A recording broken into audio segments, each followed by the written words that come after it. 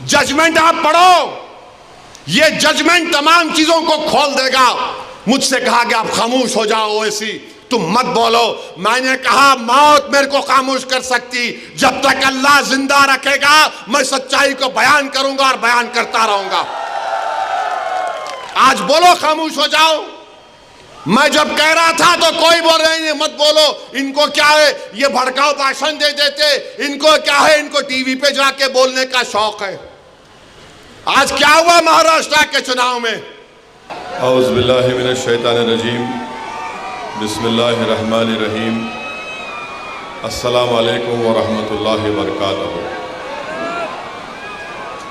मोअज़्ज़िज़ हाज़रीन इकराम, बुज़ुर्गाने कौम और मिल्लत, मेरी इज़्ज़तदार माँ और बहनों, गयूर नौजवान साथियों, पसे पर्दा बैठकर सुनने वाली मेरी माँ और बहनों, मेरे तमाम मजलिसी रुफ़क़ा, शहनशीन पर तशरीफ़ फरमा महाराष्ट्र के मजलिस इत्तेहादुल मुस्लिमीन के सदर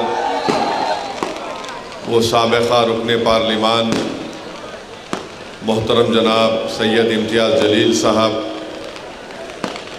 मालेगांव के नौ मुंतखब शुदा रुकन असम्बली मुफ्ती इस्माइल साहब, अब्दुल मालिक साहब, डॉक्टर खालिद साहब, औरंगाबाद के नासिर सिद्दीकी साहब और शहनशीन पर तशरीफ़ फरमा मुअज़्ज़िज़ हाज़रीन इकराम, बुज़ुर्गान कौम और मिल्लत, उलेमा और मशाइख़ीन उज़्ज़ाम, मैं सबसे पहले मालेगांव की आवाम का शुक्रिया अदा करता हूँ कि अल्लाह सुब्हानहू व तआला ने आप तमाम के दिल में इस बात को डाला कि आप यहाँ से मजलिस इत्तेहादुल मुस्लिमीन के उम्मीदवार हज़रत मौलाना मुफ्ती इस्माइल साहब को अपना कीमती वोट दे। मैं आपका शुक्रिया इसलिए भी अदा करना चाहूँगा कि आप तमाम ने मुफ्ती इस्माइल साहब को अपना वोट देकर उनको दोबारा मालेगांव का रुकन असम्बली मुंतखब फरमाया आपकी खिदमत के लिए। ये मुफ्ती इस्माइल साहब की कामयाबी नहीं है, बल्कि ये कामयाबी आपके इत्तेहाद की कामयाबी है, ये आपके सियासी शऊर की कामयाबी है। आपने मालेगांव की आवाम ने इनफरादियत को मुस्तरद किया और आपने इज्तिमाइयत को कामयाब किया। मुफ्ती इस्माइल साहब या मजलिस इत्तेहादुल मुस्लिमीन की कामयाबी से ज़्यादा ये है कि हमने बुराई को शिकस्त दी और हमने नेकी को मजबूत किया।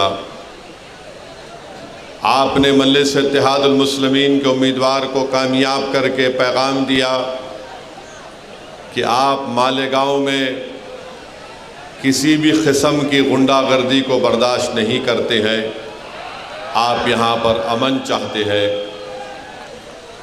आपने अपने एक एक वोट को पतंग के निशान पर बटन दबाकर ये बता दिया कि हम बटन तो दबा रहे हैं पतंग के निशान पर, मगर हम नहीं चाहते कि जो बटन और पाउडर का कारोबार करने वाले लोग हैं, जो हमारे बच्चों की ज़िंदगियों को बर्बाद कर रहे हैं, हम उन लोगों को वोट नहीं देंगे। आपने बटन दबाया तो बटन बेचने वालों की अब नींद हराम हो चुकी है। मैं आप तमाम का वो पटाखे रोक दो भाई, वो पटाखे रुकवा दीजिए ज़रा। मैं आपसे ये कहने आया हूँ, शुक्रिया अदा करने आया हूँ कि इंशाअल्लाह ताला मुफ्ती इस्माइल साहब की कामयाबी आप तमाम की कामयाबी है।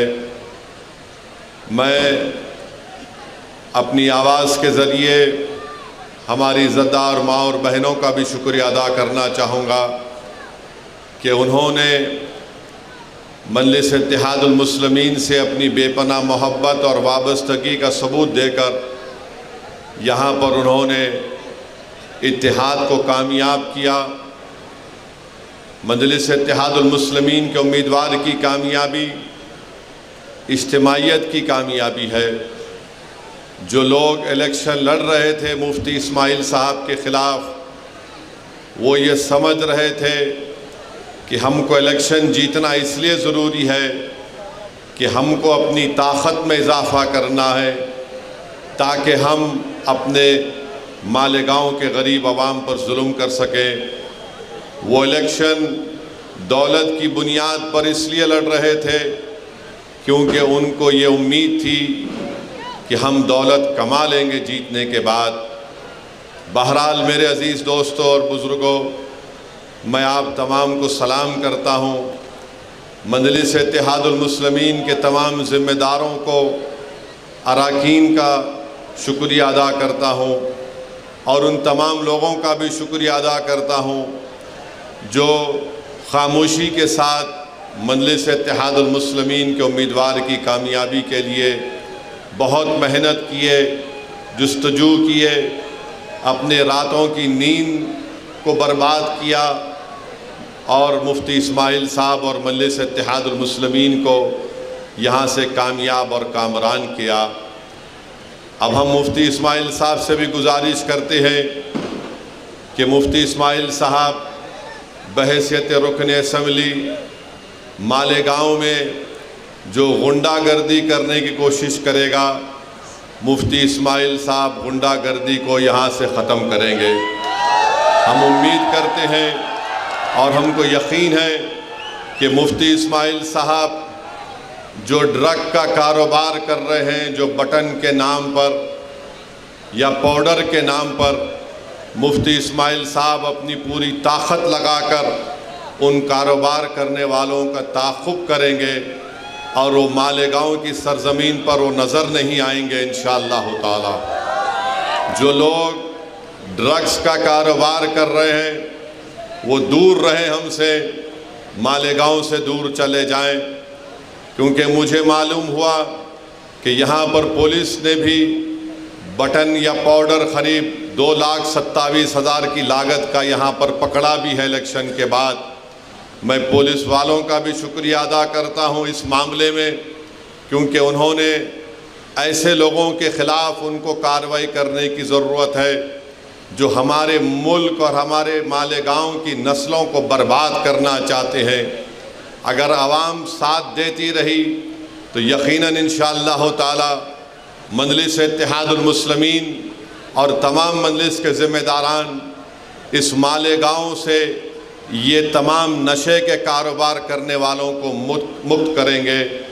ये ज़मीन उनके लिए तंग हम कर देना चाहिए, ना कोई गुंडागर्दी करे, ना कोई गोली चलाने का दोबारा सोचे, ना कोई नशे का कारोबार करने का ख्वाब देखे। अब इंशाअल्लाह ताला हम मुफ्ती साहब से ये पुरज़ोर गुजारिश और अपील भी करते हैं कि विकास और तरक्याती काम को अच्छे और बड़े पैमाने पर इंशाअल्लाह ताला मालेगांव में अंजाम दिया जाएगा। क्योंकि अगर हम आज से शुरू करेंगे तो देखते देखते 2029 आ जाएगा, तो हमको और पहले से ज़्यादा उन तमाम तरक्याती और विकास के काम को कराना बेहद ज़रूरी है। मैं हमारे तमाम मजलिस के मेरे रुफ़क़ा से भी अपील करूँगा कि वो मुफ्ती इस्माइल साहब को साथ लेकर पूरे इन तरक्याती और विकास कामों के ताल्लुक़ से वो दिलो जान से कोशिश करें और उन डेवलपमेंट के काम को करवाएं। आज हमारी मुलाकात पावरलूम के ज़िम्मेदारों से हुई है, उन्होंने अपने मसाइल हमको बताए हैं। इंशाअल्लाह ताला मैंने उनको कहा है कि मैं दिल्ली जाकर पूरी कोशिश करूँगा कि किस तरीक़े से मरकज़ी हुकूमत से हम नुमाइंदगी करके पावरलूम के लोगों को जो सहूलतें मिलनी चाहिए उसके लिए मैं आवाज़ उठाऊंगा पार्लियामेंट में, और इंशाअल्लाह ताला हम मरकज़ी हुकूमत से नुमाइंदगी भी करेंगे। यहाँ पर जो ज़िम्मेदार हमसे मुलाकात किए उन्होंने बताया कि यहाँ पर MSEDCL, MDS मीटर और tender B1 B2 registrar, price stamping, UDCPR, GIS, CETP, ACB, BOMS, RTO और इस तरह के एक लिस्ट दी है जो यहाँ पर ज़ेर तकमील काम है। मुफ्ती इस्माइल साहब को भी उन्होंने वो मेज़र दिया है। हम भी मुफ्ती इस्माइल साहब को तंग करते रहेंगे ताकि वो पूरी कोशिश करें। महाराष्ट्र में एक नई हुकूमत बनने जा रही है। हम महाराष्ट्र की नई हुकूमत से भी, उनसे भी हम लोग मुतालबा करेंगे, नुमाइंदगी करेंगे कि मालेगांव में भी पूरे तरक्याती काम को अंजाम दिया जाए। मालेगांव में भी जो महाराष्ट्र के दूसरे इलाक़ों में अगर डेवलपमेंट और तरक्याती काम होती हैं तो मालेगांव में भी उसका हिस्सा होना चाहिए। मुझे यकीन है कि मुफ्ती इस्माइल साहब एक तजुर्बेकार रुकन असम्बली हैं, वो ज़रूर आपके मालेगांव के इंसाफ के लिए, मालेगांव की तरक्की के लिए पहले से ज़्यादा आपकी बार ऐवान असम्बली में जाकर यहाँ की आवाम की आवाज़ को और यहाँ की आवाम की ज़रूरियात की तकमील के लिए इंशाअल्लाह पूरी कोशिश करेंगे। जो लोग हमको वोट नहीं दिए, मैं उनका भी शुक्रिया अदा करना चाहता हूँ, और हमारे लिए ये बहुत बड़ा एक मौका है कि जो हमको वोट नहीं दिए, हम अपने अच्छे काम के ज़रिए उनको दिल को जीतें, ताकि वो आइंदा 5 साल के बाद बड़ी तादाद में आकर मजलिस इत्तेहादुल मुस्लिमीन के हक़ में अपना वोट दे। जमहूरियत है, आप किसको वोट देना चाहते हैं, नहीं देना चाहते हैं, आपका इख्तियार है।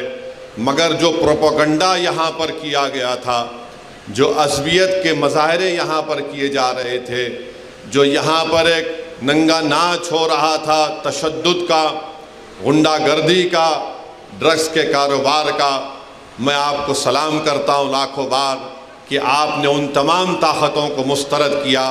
और हमारी कोशिश ये होगी कि हम आपके भरोसे पर उतरें। इंशाअल्लाह ताला हम पूरी कोशिश करते रहेंगे कि आपकी जो तकलीफ़ है, आपके जो मसाइल हैं, आपके रुकन असम्बली मुफ्ती इस्माइल साहब और मजलिस के ज़िम्मेदारान ये पूरी कोशिश करके आपके मसाइल को हल करवाएंगे। मेरे अज़ीज़ दोस्तों और बुज़ुर्गों, मैं साथ ही साथ ये भी कहना ज़रूरी समझता हूँ कि मेरे छोटे भाई जनाब सैयद इम्तियाज़ जलील साहब, नासिर सिद्दीकी साहब को औरंगाबाद से कामयाबी नहीं मिली। आपको याद होगा कि मैं पुकार कर आपसे कह रहा था कि हमको हमेशा नुकसान अपनों से हुआ है, गैरों से नहीं हुआ है। आज औरंगाबाद में अगर चंद वोटों से इम्तियाज़ जलील साहब की कामयाबी नहीं हो सकी, तो आप उठा कर देख लीजिए कि जो बीजेपी के इशारे पर इलेक्शन लड़ रहे थे, जिनको पूरी मदद दी गई थी बीजेपी की तरफ से, जिनका मकसद एक ही था कि महाराष्ट्र की विधानसभा में सैयद इम्तियाज़ जलील और नासिर सिद्दीकी ना जाएं, मगर औरंगाबाद की आवाम ने ये देख लिया कि कौन उनका हमदर्द है और कौन उनका दुश्मन है। जो चेहरे बहुत छुपे हुए थे, इलेक्शन ने उन तमाम चेहरों को औरंगाबाद के अवाम के सामने बेनकाब कर दिया। जो बड़े अपने आप को मुत्तकी और परहेज़गार दिखाते थे, मगर उनके चेहरे मालूम हो गए कि कितने दागदार उनके चेहरे हैं, कि उन्होंने अपने ज़मीर को बीजेपी के चौखट पर उसको बेच दिया। ये कभी औरंगाबाद की आवाम भूल नहीं सकती। मुझे इस बात की तकलीफ़ है कि इम्तियाज़ जलील और नासिर सिद्दीकी की कामयाबी नहीं हो सकी, मगर इंशाअल्लाह ताला हम पुरुम्मीद हैं, मेहनत करेंगे औरंगाबाद में दोबारा, और इंशाअल्लाह ताला दोबारा वहाँ से मजलिस इत्तेहादुल मुस्लिमीन और इम्तियाज़ जलील को अल्लाह सुब्हानहू ताला नबी करीम सल्लल्लाहु अलैहि वसल्लम के सदक़े तुफ़ैल में इनको दोबारा वहाँ से रुकन असम्बली मुंतखब करके आवाम की नुमाइंदगी करने का मौका इनायत फरमाएगा। मगर आप जानते हैं कि यही इम्तियाज़ जलील थे पार्लियामेंट का इलेक्शन 4 महीने पहले हारा, मगर जब नामूस रिसालत का मसला पैदा हुआ तो इम्तियाज़ जलील ने ये नहीं सोचा कि मैं अभी मेंबर ऑफ पार्लियामेंट नहीं हूँ। इम्तियाज़ जलील ने बहैसियत महाराष्ट्र के मजलिस इत्तेहादुल मुस्लिमीन के सदर के इस चीज़ को उठाया, और जो लोग रसूल अल्लाह सल्लल्लाहु अलैहि वसल्लम की शान में गुस्ताखी करना चाहते थे, इम्तियाज़ जलील ने एहतजाज, सदा एहतजाज को बुलंद किया और पूरे महाराष्ट्र की एक तारीख़ में एक पुरअमन एहतजाज निकाला गया। मैं शुक्रिया अदा करना चाहूँगा हमारे धूलिया के फ़ारूक शाह साहब का। बेहतरीन इलेक्शन कैंपेन फ़ारूक शाह साहब ने किया, बेहतरीन काम धूलिया के गली कूचों में जनाब फ़ारूक शाह साहब ने किया। ये अल्लाह की क्या मर्ज़ी थी, अल्लाह बेहतर जानता है। उनकी कामयाबी नहीं हो सकी। मुझे यकीन है कि फ़ारूक शाह अपने घर में बैठने वाला नहीं है, वो निकल कर धूलिया की आवाम की खिदमत करते रहेंगे और इंशाअल्लाह ताला दोबारा वो वहाँ से मुंतखब होकर जाएंगे। मुझे अफसोस इस बात का है कि शोलापुर से फ़ारूक शाबदी पिछले 3 साल से मेहनत कर रहे थे। बहुत कुर्बानियाँ फ़ारूक शाबदी ने दी। उनके घर में उनके बेटे की तबीयत ख़राब हो गई, बहुत तबीयत इतनी ज़्यादा ख़राब हो गई थी, उसके बावजूद भी फ़ारूक शाबदी कभी बम्बई में अपने बेटे के इलाज के लिए, तो जैसा तबीयत अच्छी होती दौड़कर शोलापुर को फ़ारूक शाबदी आ जाते। फिर एक ऐसा वक्त भी आया कि उनके वालिद की तबीयत इतनी ख़राब हो गई, मगर फ़ारूक शाबदी ने अपनी वालिद की भी खिदमत की और शोलापुर की आवाम की खिदमत की। मेरे अज़ीज़ दोस्तों और बुज़ुर्गों, हमको तकलीफ़ इस बात की है कि गोवंडी से हमारा कैंडिडेट अतीक़ जो पहली मरतबा इलेक्शन लड़ रहा था समाजवादी पार्टी के कैंडिडेट के ख़िलाफ़, जो पिछले 5 साल पहले उनको शायद 30-35 हज़ार की मेजॉरिटी थी, एक नौजवान बच्चा अपनी ज़िंदगी का पहला इलेक्शन लड़ा और समाजवादी पार्टी के उनके लीडर को चने चबा दिए और उनकी मेजॉरिटी 10,000 तक लाकर कम कर दी। 10,000 से अतीक़ की कामयाबी नहीं हो सकी, मगर हमारे लिए खुशाइन बात है। इंशाअल्लाह ताला हम इतने बड़ी तादाद में वोट हासिल की है, इससे एक पैगाम ये मिलता है कि महाराष्ट्र में मुसलमानों ने तय कर लिया है कि मजलिस इत्तेहादुल मुस्लिमीन ही हमारी सियासी आवाज़ बन सकती है। मैं शुक्रिया अदा करता हूँ और इंशाअल्लाह ताला जो महाराष्ट्र के मुसलमान अपनी एक सियासी क़ियादत के लिए बेचैन है और प्यासा है, मजलिस इत्तेहादुल मुस्लिमीन इंशाअल्लाह ताला ज़रूर उनके ख्वाबों को पूरा करेगी। आपकी क़ियादत है और मज़बूत होगी इंशाअल्लाह ताला। मैंने पहले भी किया और आज भी कह रहा हूँ, महाराष्ट्र की सियासत में अगर कोई मुसलमानों का लीडर और क़ायद है तो उसका नाम सैयद इम्तियाज़ जलील और मुफ्ती इस्माइल है और इससे कोई इनकार नहीं कर सकता। हाँ, तुम इलेक्शन जीत के आए हो, मगर क़यादत का तुम दावा नहीं कर सकते। क़यादत का दावा अगर कोई करेगा जिसके पीछे आज महाराष्ट्र के 11% मुसलमान खड़े हैं मजलिस इत्तेहादुल मुस्लिमीन के ख़िलाफ़, वो इम्तियाज़ जलील और मुफ्ती इस्माइल साहब हैं।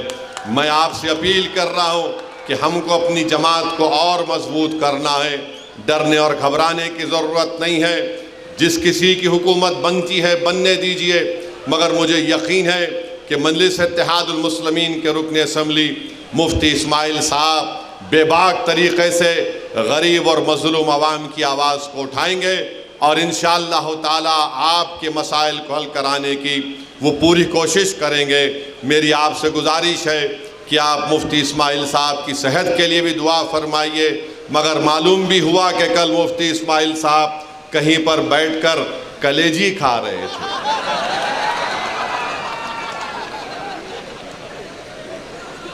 अब ये कलेजी खा रहे थे तो किसी के गुर्दे में दर्द हो गया।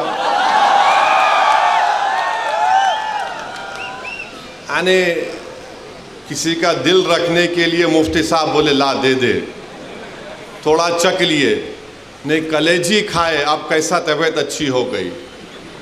अरे भाई, तुम्हारे कलेजे को क्या हुआ, तुम्हारे दिल को क्या हुआ, उसको साफ कर लो, तुम्हारे कानों को साफ कर लो और इस बात को यकीन कर लो कि अब तुम्हारी गुंडागर्दी चलने नहीं देंगे इंशाअल्लाह ताला।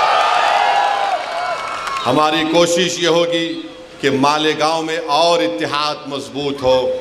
तुमने जो हर घर में मालेगांव में दीवार उठाने की कोशिश की, उन छोटी छोटी दीवारों का असदुद्दीन ओवैसी बुनियाद के साथ उखाड़ कर हम फेंक देंगे इंशाअल्लाह ताला। हम अपने घर में दीवार को उठने नहीं देंगे, हम अपने मसाजिद में और इख्तिलाफात को फ़रोग़ नहीं देंगे। ये आपको और हमको तय करना है मेरे अज़ीज़ दोस्तों और बुज़ुर्गों। तीसरी अहम बात जो मैं आपके सामने अर्ज़ करना चाह रहा था, आज औरंगाबाद में मीडिया के लोगों ने मुझसे पूछा कि आरएसएस के सरसंघचालक मोहन भागवत ने यह कहा कि किसी भी आबादी का पॉपुलेशन गिरना ख़तरे की बात है, और उन्होंने कहा कि कम से कम 3 बच्चे पैदा करो। और मीडिया ने मुझसे कहा कि आप इस पर कोई तबसरा करिए। तो मेरे अज़ीज़ दोस्तों और बुज़ुर्गों, हमारे मीडिया के लोग भी हैं, और माशाल्लाह से पुलिस आज फिर नोटिस दी मेरे को। तो खैर, क़ानून के दायरे में रहकर हम हमेशा बात करते आए और इंशाअल्लाह बात करते रहेंगे। मोहन भागवत ने कहा कि 3 बच्चे पैदा करो। मोहन भागवत साहब, आप लोग कब शादी कर रहे, पहले ये बता दो। अब 3 बच्चे पैदा करो बोल रहे। अब आपके और हमारे कानों ने बरसों से हम सुन रहे हैं, पिछले 10 साल से ख़ास तौर से खुद प्राइम मिनिस्टर वज़ीर आज़म नरेंद्र मोदी ने पार्लियामेंट इलेक्शन के दौरान राजस्थान में कहा था कि हमारे हिंदू बहनों के गलों से मंगलसूत्र उतार कर उन महिलाओं को दिया जाएगा जो ज़्यादा बच्चे पैदा करते हैं। वज़ीर आज़म का इशारा मुस्लिम ख़वातीन पर था। अब मोहन भागवत को कहना पड़ रहा है कि बच्चे ज़्यादा पैदा करो। मोहन भागवत साहब, आप 3 बोल रहे, मेरे को 5 है। मुफ्ती साहब, आपको कितने हैं? धाको 4 है। आप बहुत कंजूसी करे, आप इसमें भी कंजूसी कर रहे मुफ्ती साहब। नहीं, गलत नहीं लेना, मैं तो दूसरा मतलब निकालेंगे तुम लोग। इम्तियाज साहब को खाली 2 ही है। अब मोहन भागवत बोल रहे, अरे ठहर जा भाई, मोहन भागवत बोल रहे 3 पैदा करो।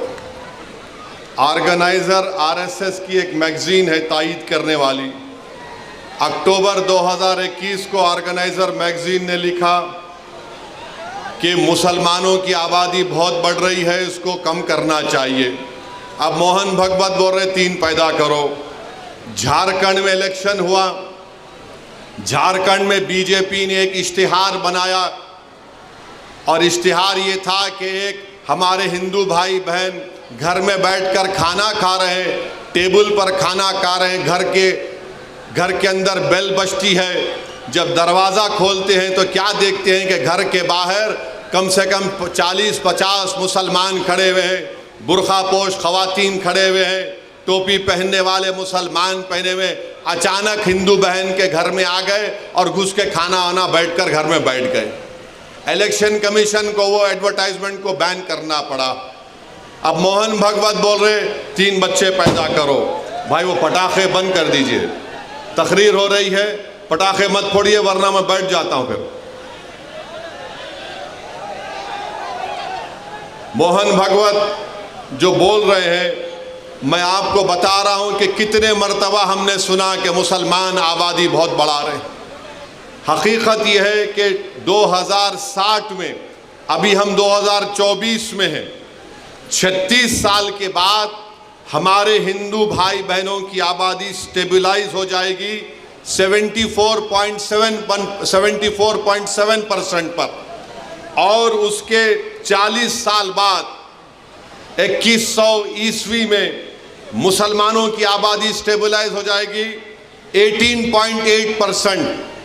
यानी मुसलमान की आबादी कभी भी इस मुल्क में हमारे हिंदू भाई बहनों की आबादी से ज़्यादा नहीं होगी। मगर ये झूठ आरएसएस पिछले 70 साल से फैला रही है। बीजेपी ये झूठ को फैला रही है कि मुसलमान इतनी आबादी बढ़ रही है, इतने बच्चे पैदा कर रहे हैं कि एक दिन इस देश में उनकी आबादी बढ़ जाएगी। ये इनका पहला झूठ। उनका दूसरा झूठ आपको बता रहा हूं, फर्टिलिटी रेट 92-93 में मुसलमानों का 4.41 था। 2019 और 21 में ये नेशनल फैमिली हेल्थ सर्वे, मुसलमानों का फर्टिलिटी रेट 2.36 है। माने 92-93 में 4.41 से 2.36 पे आ गया। हमारे हिंदू भाई बहनों का फर्टिलिटी रेट 92-93 में 3.30 था, अब 1.94 है। मगर सबसे ज्यादा गिरावट आई है फर्टिलिटी रेट में मुसलमानों के। और फिर ये लोग बोलते कि हम लोग कॉन्ट्रासेप्टिव इस्तेमाल नहीं करते। माने कॉन्ट्रासेप्टिव को उर्दू में क्या बोलेंगे? हमल रोकना। हाँ, हमल रोकना। आपको जानकर ताज्जुब होगा कि सबसे ज्यादा कॉन्ट्रासेप्टिव मर्दों में यूज करने वाले मुसलमान मर्द हैं। अब आप बताओ, आपका कारोबार चल रहा है मगर आप गाली हमको दे रहे हैं। तो मेरे अजीज दोस्तों और बुजुर्गों, ये बीजेपी और आरएसएस की तरफ से ये झूठ। और फिर आप मुस्लिम खवातीन भी कॉन्ट्रासेप्टिव इस्तेमाल करती है, डेटा है। हिंदू खवातीन 67.9 तो मुस्लिम खवातीन 60.2 इस्तेमाल करती है। मगर आज मोहन भगवत को मानना पड़ा। मैं ये बात हमेशा कह रहा हूं कि इस मुल्क में 25-30 साल के बाद एक बहुत बड़ी आबादी ज़ईफ लोगों की रहेगी। बहुत बड़ी आबादी ज़ईफ लोगों की रहेगी। उनके लिए क्या कर रहे हैं बताओ? जब इतनी बड़ी आबादी, मुल्क की आज 140 करोड़ की आबादी में अगर 30 साल के बाद करीब 35-40 करोड़ के करीब बुजुर्ग लोग रहेंगे तो उनके लिए तैयारी आज से करना पड़ेगा। मगर नहीं, उसकी तैयारी नहीं कर रहे। अब आरएसएस को बोलना पड़ रहा है कि बच्चे पैदा करो, ज्यादा पैदा करो, क्योंकि जापान, वहां की आबादी बूढ़ी हो चुकी है। यूरोप के कई ममालिक हैं, उनकी आबादी बूढ़ी हो चुकी है। आज भारत में, जिसको अंग्रेजी में डेमोग्राफिक डिविडेंड बोलते, कि सबसे ज्यादा नौजवान अगर आबादी पूरे दुनिया में है तो भारत में है। मगर नरेंद्र मोदी उन नौजवानों को रोजगार देना, उन नौजवानों को जाकर बोलना मालेगांव में तुम्हारे पावर लूम की इंडस्ट्री को हम अच्छा करेंगे, तुम यहां पर काम करो। यहां के पूरे महाराष्ट्र की इकोनॉमी को प्रमोट करना, कुछ नहीं। मुल्क में इंडस्ट्रीज को कायम करना, कुछ नहीं। मुल्क में रोजगार की स्कीमों को नाफिज करना ताकि नौजवानों को रोजगार मिल सके, कुछ नहीं। जो नौजवान आर्मी एयरफोर्स में जाता था, जिसके लिए विखार की बात समझी जाती थी, नरेंद्र मोदी ने कहा 4 साल अग्निवीर करो और 4 साल के बाद तुमको 15-20 लाख मिलेंगे, चले जाओ। कुछ नहीं प्लानिंग है। 30 साल के बाद सबसे ज्यादा बुजुर्गों की आबादी भारत में रहेगी। अब मोदी क्या कर दिए, बीजेपी आरएसएस क्या कर दिए? एक ही काम पे लगा दिए सबको, जाओ गड़े खोदो, देखो अंदर से क्या निकलता। जाओ मस्जिद में गड़ा खोदो, उसमें से अलाउद्दीन निकलते नहीं निकलते देखो। यानी हर जगह पर जहां भी जाओ बस गड़ा खोदो, सर्वे सर्वे सर्वे। नहीं, यहां पर कुछ था। कब था रे भाई? नहीं, 500 साल पहले था। अम्मा, तेरे को कैसे मालूम 500 साल पहले था? नहीं था, हम सुने। अरे हम भी सुने नहीं था, क्या करेंगे तुम? संभल की मस्जिद आप बताइए, 500 साल पहले वहां पे मस्जिद नहीं थी। अरे मेरे भाई, 500 साल पहले अगर तुम जाओगे तो मैं तुमको 2000 साल पहले लेके जाऊंगा। जैन और बौद्ध मजहब के लोग भी खड़े होकर बोलेंगे यहां पर भी हमारी मजहबी इबादत गाहें थे। हम भारत को विकसित भारत बनाना चाहते हैं, नहीं बनाना चाहते, मगर भारत को 500 साल पीछे लेके जाना चाहते। अरे वो मुल्क, वही मुल्क ताकतवर बनेगा जो आगे देखेगा, मगर नहीं। नरेंद्र मोदी 1526 पे नजर है। अरे मोदी नजर रखो, विकसित भारत का तो तुम नाम लेकर झूठ बोलते हो। अरे तुम नजर रखो कि 70 साल के बाद इस देश में क्या होगा, इस देश में गरीबी कितनी बढ़ जाएगी, मगर उसके बारे में फिक्र नहीं। संभल की मस्जिद का मसला खड़ा कर दिए। और क्या मसला है संभल की मस्जिद का? कोई, रुक जाओ भाई, वो कुर्सियां छोड़ दीजिए, कुर्सियां भाई डिस्टर्ब मत करिए, थोड़ी देर के लिए सुनिए। रुक जाइए भाई, जो कौन है, थोड़ी देर के लिए रुक जाइए। संभल की मस्जिद में जो लोग कोर्ट को गए, वो कोर्ट में ये बोलकर गए कि हमको मस्जिद के अंदर जाने का परमिशन मिले। अब आप बताइए, कोई हम किसी को रोकते, कोई मस्जिद में आना चाह रहा है तो आइए, आदाब को मलूज रखकर मस्जिद में आइए। मगर प्रेयर ये है, मुतालिबा कोर्ट से कि अंदर आने का मौका मिले। और फाजिल जज साहब माशाल्लाह आर्डर दे दिए सर्वे का, माने कोर्ट मस्जिद, संभल की मस्जिद चंदोसी मस्जिद से 45 किलोमीटर दूर है। 1.5 घंटे में आर्डर लेकर आ गए और वहां पर पुलिस मौजूद है। शाम में 6 बजे सर्वे होता है, फिर उसके बाद इतवार के दिन सर्वे होता है, और फिर जब दूसरा सर्वे जिसका कोई कानूनी मौक़िफ़ नहीं है सर्वे हुआ तो फायरिंग हुई। फायरिंग में 5 लोग शहीद हो गए। उसमें एक 17 साल का बच्चा जो प्लास्टिक के खिलौने बेचता था, उसके सीने पे गोली लग गई। 5 के 5 को, 4 को सीने पे गोली लगी, 1 को पीठ पर गोली लगी। और मारने वाले बोलते हम नहीं मारे, कट्टे से मारे। अरे क्या कोई अजिन्नात आके गोली मार के चले गए?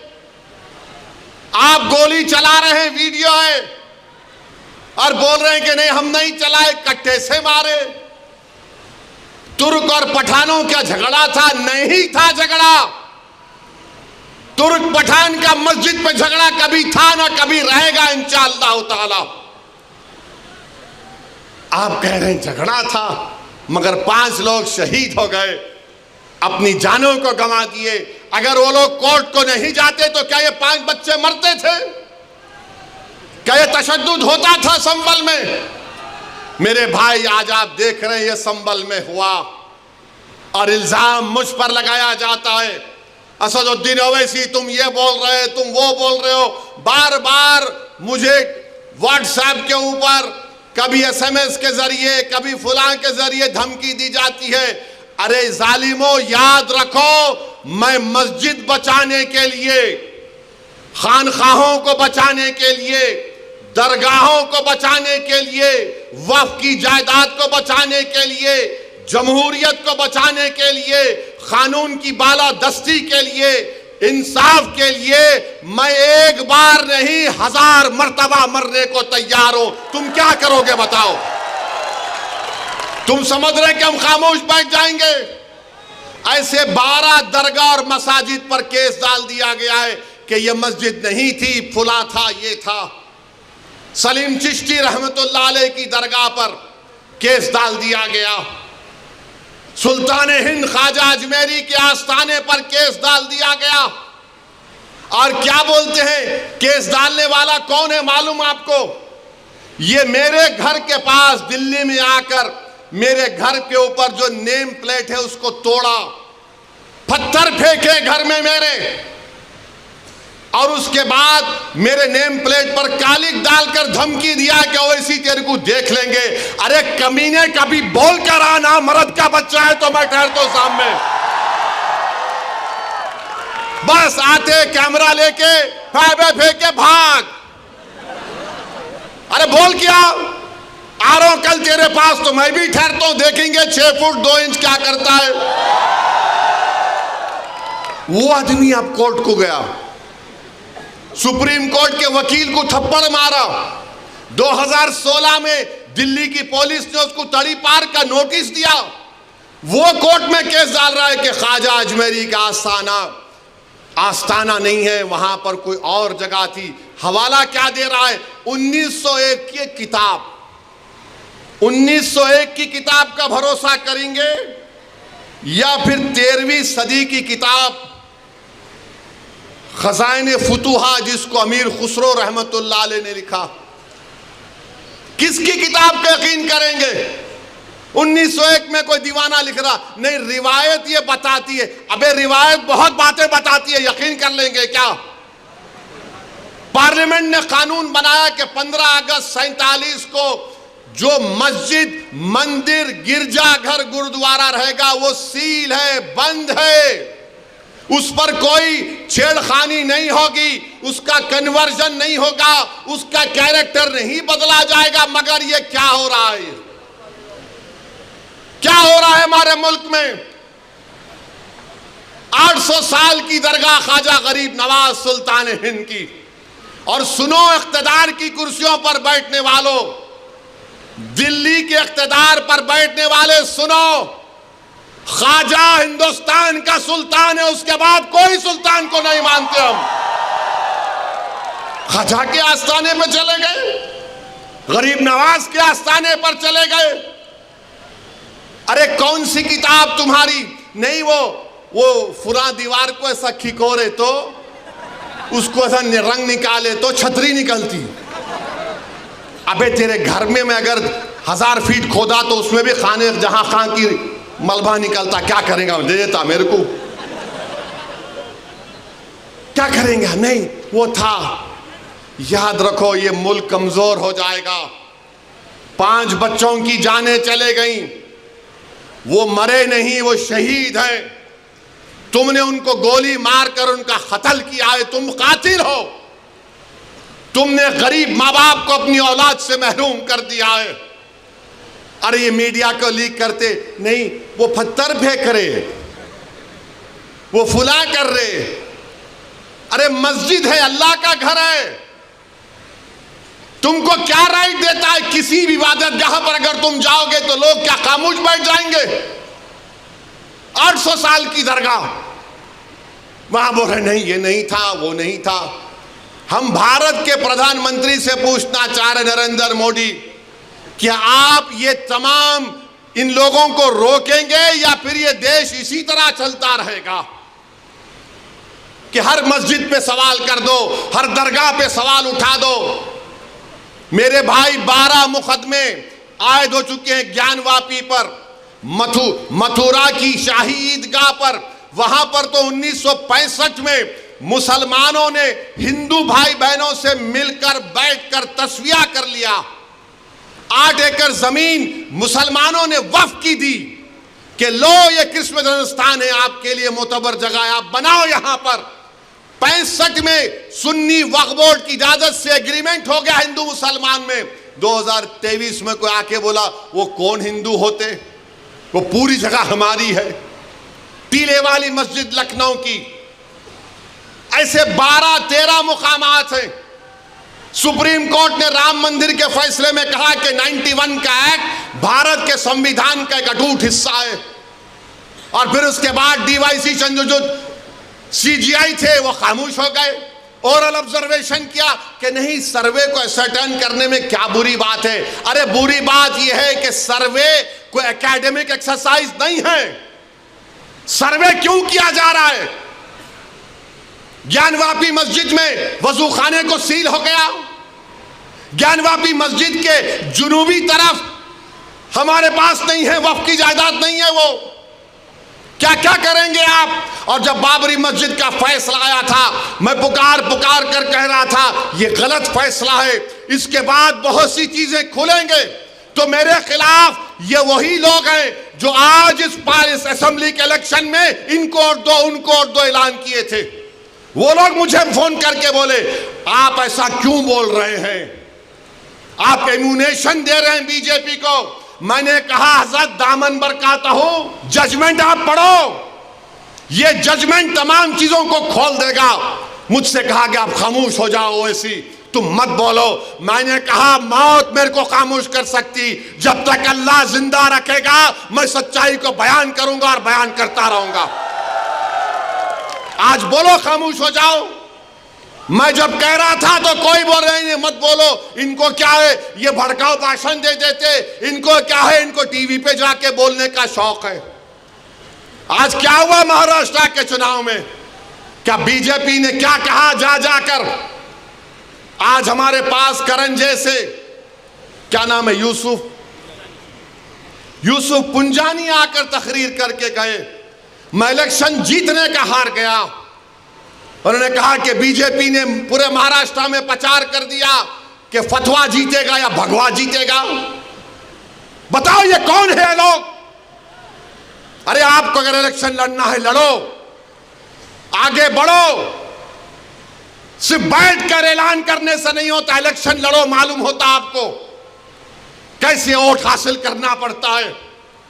एक आलिम दीन मुफ्ती इस्माइल आपके सामने जो इलेक्शन लड़ रहा भी है, मिंबर रसूल पर आपको अच्छाई को बयान भी करता है और चुनाव भी लड़ता है, मगर यह क्या बात है कि इलेक्शन आएगा इनको वोट दो उनको वोट दो। अरे आप लड़ो, आप नहीं लड़ सकते तो अपने दामाद को लाओ, चलो लड़ो ना, क्यों नहीं रोकना? नहीं, हम इनको बोलेंगे उनको बोलेंगे। क्या हुआ? आपने बीजेपी को हैंडल दे दिया। यूसुफ पुंजानी कह रहा है कि बीजेपी गली गली जाकर ऐलान कर दी कि फतवा जीतेगा या भगवा जीतेगा। अरे जब सियासत नहीं आता करना तो मत करो, दुआ करो या हिकमत अमली से इख्तियार करो। नहीं, हमको सब चीज होना। देख लिए क्या हुआ। अब किधर है आप, किधर है नहीं मालूम। कहां है वो लोग जो औरंगाबाद में बोले थे इम्तियाज जलील को वोट मत दो, उस समाजवादी पैंडेट को वोट दो, बोले थे अरे चेहरा दिखाओ औरंगाबाद के अवाम के सामने तुम। अरे लिफाफों पे जिंदगी गुजारने वालों, शर्म से डूब मरो तुम। मेरे घर को आए थे, मेरे घर को आए थे हैदराबाद को, बगैर बोले मेरे घर को आए। मैं वक्फ के बिल की मीटिंग में जा रहा था, पलट मेरा गार्ड फोन करा के साहब इतने लोग आए, मिला। घर पे आए तो मैंने कहा कि मेरा घर इतना बड़ा नहीं है, आप लोग 20 लोगों को ले लीजिए। 20 लोगों को बिठाया, वो बात करे, मैं बात करा, लेटर लिख के दिए, इनको टिकट दो, मला मैं गौर करूंगा। फिर जाने से पहले मैंने एक अल्लाह के वली के अंग्रेजी कुरान का तर्जुमा जो तुर्की का छपा हुआ है, उसकी 4 कॉपियां इन जिम्मेदारों को दिया कि आप मेरे घर को आए, ये एक अल्लाह के वली की कुरान का तर्जुमा है। एक एक के हाथ में दिया तो औरंगाबाद जाके बोले हम घर को गए थे, हमारे को चाय तक नहीं पिलाए। अरे आप पहले से बोल देते तो नान खलिया खिला देता मैं आपको। मेरे को नहीं मालूम था कि तुम मेरे घर को खाना खाने आ रहे। अरे तुमको कुरान करीम दिया ना हाथ में, अल्लाह का कलाम तुम्हारे हाथ में दिया, तुमको उसका भी लिहाज नहीं है और तुम दावा करते हो कौम का। बहुत बोल सकता हूं, याद रखो मेरी जबान को लगाम नहीं है, तुम्हारा घर से निकलना महाल कर दूंगा अब मैं यहां पे।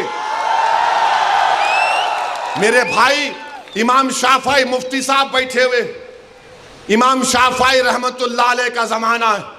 एक दौलतमंद ने कहा कि अगर अल्लाह मेरे को बेटी देगा तो जब उसकी शादी करूंगा दीन और दुनिया की दौलत उसको दूंगा। जब बेटी की शादी का मौका आया, उलमाए किराम के पास गया, उलमाए किराम ने कहा कि नहीं तू नहीं दे सकता, दीन और दुनिया की दौलत तो कैसे देगा, तेरी कसम गलत हो गई। इमाम शाफई के पास गए, इमाम शाफई बोले बहुत आसान है। इमाम शाफई रहमतुल्लाह अलैह ने कहा तेरी बेटी की शादी कब है? उसने कहा फलां दिन है। बोले मैं आ रहा हूं, चला जा। इमाम शाफई पहुंचे, इमाम शाफई रहमतुल्लाह अलैह ने कहा कि आसान है। वो बोला कि हज़रत शादी तो हो गई, क्या है बताओ। बोले कुरान अपनी बेटी को दे दे, दीन और दुनिया की दौलत उसको दे चुका। मैं उनको दिया, 4 कुरान दिया उनको और बोल के दिया कि आप मेरे घर को आए, मुझे पता नहीं है, मैं वकीलों की मीटिंग में जा रहा था, पलट कर आया आपके लिए। ये कुरान करीम का तोहफा आपको दे रहा हूँ। अरे तुमको ओवैसी से मजलिस से नफरत है, मगर कुरान करीम की तो अजमत का तुम लिहाज रख लेते। मैं ये बात इलेक्शन में बोल सकता था मगर खामोश बैठे रहा, मगर आज मजबूरन बोलना पड़ रहा है। याद रखो, तुम लोग जो काम कर रहे हो ना, तुम महाराष्ट्र के मुसलमानों को ना सिर्फ कमजोर कर रहे हो बल्कि तुम उनकी आवाज का गला घोट रहे हो। अरे तुम इलेक्शन लड़ो, हम तुम्हारी तायीद करने को तैयार हैं। कब तक तुम ये सियासत करोगे कि उन्हें बोल दिया इन्हें बोल दिया? जिसको तायीद किए औरंगाबाद में वो खाली 5000 वोट लिया, 5000 वोट लिया। नासिर के खिलाफ कितने वोट लिया उन्हें? 10,000 वोट लिया। और नासिर हारे 8,000 वोट से। जो जिसकी तायीद का ऐलान किया वो 5,000, इम्तियाज जलील हारे 1100 वोट से। धूलिया से फारूक शाह के खिलाफ आपने ऐलान किया, वो 10,000 पे निपट गया। फारूक शाह 70,000 वोट लिए, सिर्फ 1700 वोट लिया वो जालिम, सिर्फ 1700 वोट लिया। फारूक शाह 70,000 वोट लिया। अतीक को आपने तायीद नहीं की, किसी और को बोल दिया। अरे क्या कर रहे हो तुम लोग? मत करो। तुम्हारा एहतराम और तुम्हारी अजमत हम करते हैं, मगर आप जो काम कर रहे हैं वो मुसलमानों के हक में नहीं कर रहे हैं। आपने हैंडल दे दिया बीजेपी को, बीजेपी ने पूरा प्रचार कर दिया और क्या नतीजा निकला जा आप देखो। कल ये बीजेपी की सरकार अगर कुछ करेगी तो कौन आके लड़ेगा? आप आएंगे रोड पे? यही इम्तियाज जलील, यही फारूक शाह, यही मुफ्ती इस्माइल, यही नासिर सिद्दीकी, यही फारूक शाब्दी, यही वारिस पठान मैदान में उतर के मुकाबला करेंगे। मेरे भाई पहचानो इन लोगों को। मैं नहीं बोलना चाह रहा था मगर आज मैं जरूरी है सच्चाई को बयान करने के लिए कह रहा हूं। बहरहाल मेरे अजीज दोस्तों और बुजुर्गों, अपने मस्जिदों को आबाद रखो। जो लोग मस्जिदों को छीनना चाहते हैं उसका जवाब क्या है? अपनी मस्जिदों को भरे हुए करो। तुम्हारी जुमे की नमाज फजर की नमाज में उतनी तादाद होनी चाहिए। तुम्हारी मगरिब की जमात में जितने लोग होते उतना सहर में होना चाहिए। दरगाहों को आबाद रखो, खानखाओं को आबाद रखो। दरगाह और खानखाओं पर अल्लाह के नाम पर दिल पर ज़रब मारते रहो। डरने और घबराने की जरूरत नहीं है। जो ताकतें मस्जिदों को छीनना चाहती हैं, अल्लाह कुरान में फरमा दिया ये सबसे बड़े जालिम हैं, ये सबसे बड़े जालिम हैं। अब ख्वाजा अजमेरी के आस्थाने तक आप पहुंच गए, सलीम चिश्ती के आस्थाने पर पहुंच गए। याद रखो जालिमों, ये वो सूफिया इकराम हैं जो बादशाहों की तरह दौलत नहीं थी। ये वो वली अल्लाह और खुतुबुल वक्त है जो फटे हुए कपड़ों पर बैठकर हुकूमतों को अल्लाह की बारगाह में दुआ करके बदला देते हैं। जो फटे हुए कपड़े पहनकर वो जिनके पास खाने को नहीं था, मगर अगर वो कसम खा लेते तो अल्लाह उनकी कसम को पूरा कर देता। तुम ख्वाजा अजमेरी के आस्थाने पर चले गए, तुम सलीम चिश्ती के आस्थाने पर चले गए, तुम मस्जिदों पर चले गए। अब तुमको इंशाअल्लाह ताला शिकस्त होगी, इनको शिकस्त होगी। आप देखना, अरे ख्वाजा का आस्थाना आबाद है।